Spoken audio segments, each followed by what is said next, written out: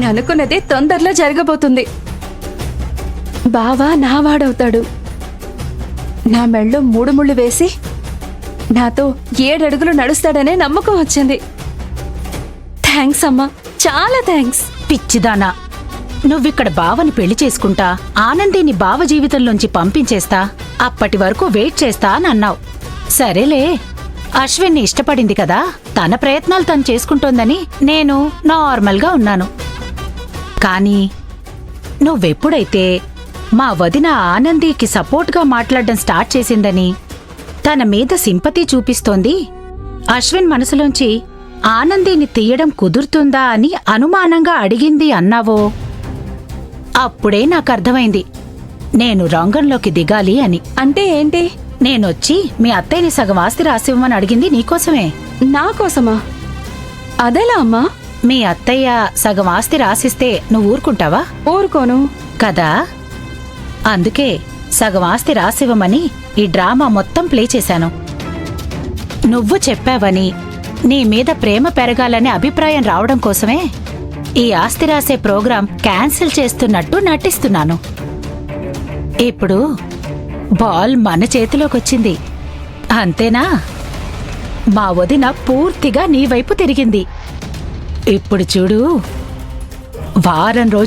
కరెక్ట్గా వారం రోజుల్లో ఆనందిని ఇంట్లోంచి పంపించేస్తుంది మా వదిన. ఆ తర్వాత 1 నెల రోజుల్లోపే అశ్విన్తో నీ పెళ్లి చేసేస్తాం. అమ్మా, నువ్వు నిజంగా చాలా గ్రేట్ అమ్మా. థ్యాంక్స్ అమ్మా.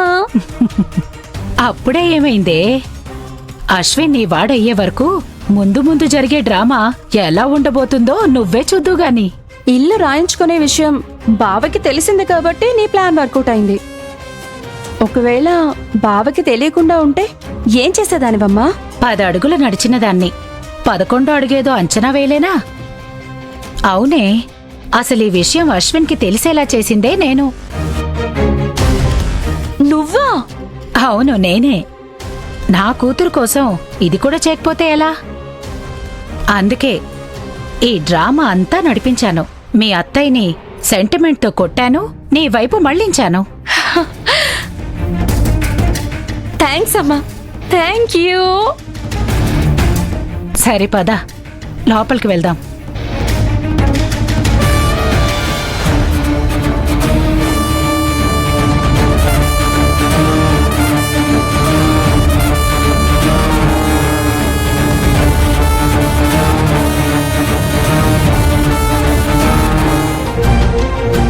ఇదేంటి, అశ్విన్ ఇందాకెప్పుడు కంపెనీకి బయలుదేరాడు కదా? అవునమ్మా. మరి ఇంకా ఇక్కడే ఉన్నాడేంటి? అదే నాకు అర్థం కావడం లేదమ్మా. పోనీ ఆనంది ఉంది, దాంతో మాట్లాడుతూ ఉన్నాళ్లే అనుకుంటే ఆనంది కూడా ఇక్కడ లేదు కదా. సీరియస్గా ఉన్నాడే. అవునమ్మా. అంటే మనం మాట్లాడుకున్న మాటలు మొత్తం వినేశాడంటావా? వాడి మొహంలో కోపం అంతా మన మీదేనంటావా? విన్నాడంటావా అమ్మా? నీ మొహం నేను అడిగిందే తిప్పి నన్ను అడుగుతావేంటే? సరే పద, లోపలికి వెళ్దాం. అత్తయ్య,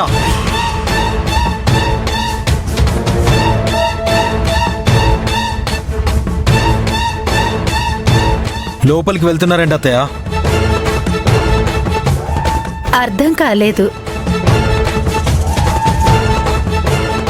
ఏముంది, వచ్చిన పని కాలేదు, ఈ పాటికే నిరాశగా వెళ్ళిపోయి ఉంటావనుకున్నాను. అంటే ఏంటి బావా నువ్వనేది? అర్థమైనా కాలేదన్నట్టు నటించకే బాలామణి. బాలామణి ఏంటి? బాలామణి నా కూతురు పేరు తులసి. ఆనందిని బంగారం, వెండి, కన్నా, సున్నా అంటూ ముద్దుగా పిలుస్తూ ఉంటాడు కదా, అలా నాకు ముద్దు పేరు పెట్టి పిలుస్తూ ఉంటాడు. బాగుంది బావా, చాలా బాగుంది. పిలుచుకో, అలాగే పిలుచుకో. ఏయ్, కటింగ్ లాపి ముందు విషయానికి రండి. విషయమా? ఏంటి విషయం? మా అమ్మని అమాయకురాల్ని చేసి ఇద్దరూ చెరో చెవిలో నా మీద ఉన్నవి లేనివి నూరిపోసి ఆవిడ్ని రెచ్చగొట్టి ఈ ఇంట్లో వాటా రాయించుకోవాలనేదే అత్తయ్య ప్లాన్. తీరా అది కాస్త బెడిసి కొట్టేసరికి, అదే మీ ప్లాన్కి నేను రివర్స్ ప్లాన్లో వచ్చేసరికి ప్లేట్ తిప్పి ఇంకా ఇక్కడుండి ఏంటి లాభం కదా, మీరు వెళ్ళిపోవాలి కదా. అదే ఇంకా వెళ్ళిపోలేదేంటా అని అడుగుతున్నాను. ఒరే ఒరే, నన్ను వెళ్ళిపోమని ఇండైరెక్ట్ గా చెప్తున్నావా? నో డైరెక్ట్ గానే చెప్తున్నాను. నాకు మా అమ్మకి ఆనందికి మధ్యలో గొడవలు పెట్టాలనుకుంటే మీరిక్కడ ఉండదు, వెళ్ళిపోతాయా? నేను మీ నాన్నకి తోడబుట్టిన చెల్లినరా. అందుకే ఇంత మర్యాదగా అభిమానంగా గౌరవంగా చెప్తున్నాను. రే, నువ్వెన్ని మాటలన్నా నాకు కోపం రావట్లేదేంట్రా? చిన్నప్పుడు ఎత్తుకుని లాలించావు కదా, అందుకనే అయ్యుంటుంది. అవును, వీడు చిన్నప్పుడు. వద్దు, ఫ్లాష్ బ్యాక్లు వద్దు. అది విని మీ ట్రాప్ లో పడ్డానికి నా మైండ్ మా అమ్మ మైండ్లా వీక్ కాదు. పోరా వెదవా, మాటలు బాగా నేర్చావు. అయినా మనం ఒకటి, కొట్టుకుంటాం, తిట్టుకుంటాం, మళ్ళీ కలిసిపోతాం. అయినా ఈ ఇంట్లో సగం వాటా రాయించుకోవాలని నాకేమైనా సరదానా? నాకైతే అస్సలు అలాంటి ఆలోచన లేదు బావా. అవునా? అవునరా, నువ్వు ఆనంది మాయలో పడి నీది కాని బిడ్డకి తండ్రివై ముందు ముందు నువ్వెన్ని కష్టాలు పడతావో అని మీ అమ్మ బాధపడుతుంటే ఆ తర్వాత అత్తయ్య బాధ చూడలేక తల్లడేలిపోతున్నాను. అదే పదే పదే మా అమ్మకి చెప్తున్నాను.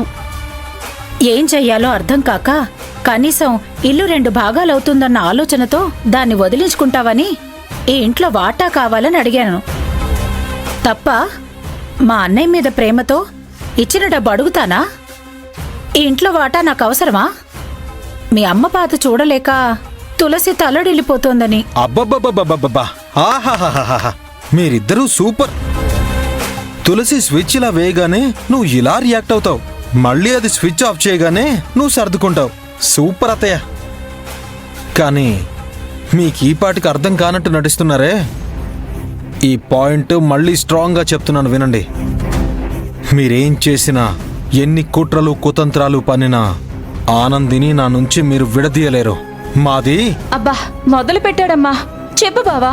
మాది పవిత్ర బంధం, జన్మ జన్మల అనుబంధం. ఇంకా చెప్పు. నువ్వే చెప్తున్నావు కదా, కాబట్టి నా విషయంలో ఆనంది విషయంలో కాదు మా ఇంటి విషయంలో తలదూర్చాలని చూస్తే తలదించుకుని మీరు బయటికి నడవాల్సి వస్తుంది. రే అశ్విన్, నీ భార్య నీకు దేవత కావచ్చు, అదెంత గొప్పదైనా కావచ్చు. అలా అని మేనత్తనైన నన్ను, మరదలైన దీన్ని తీసి పారేసి మాట్లాడడం పద్ధతి కాదు. కాదు కదా, అందుకే నిప్పులు పెట్టే కార్యక్రమం ఆపి మా ఇంటి నుంచి మీరిద్దరూ వెళ్ళిపోండి.